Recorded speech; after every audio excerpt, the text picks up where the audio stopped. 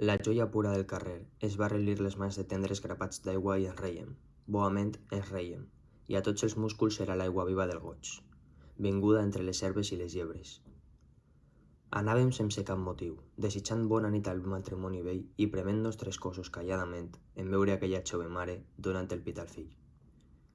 Viure ens era un regal, un teuladí de fang amb 2 plomes pintades de fugina, un cavalcar corsers de cartó, grocs i verds, com en una sardana de xoguet, fent-nos senyals, dient-nos «Adeu, adeu, amor, mai no t'oblidaré».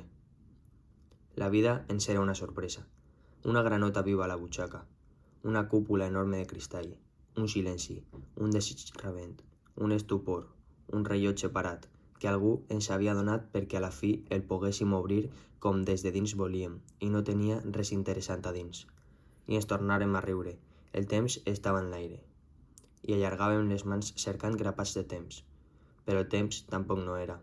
Només era la joia del carrer, i els crits «Gol, gol!»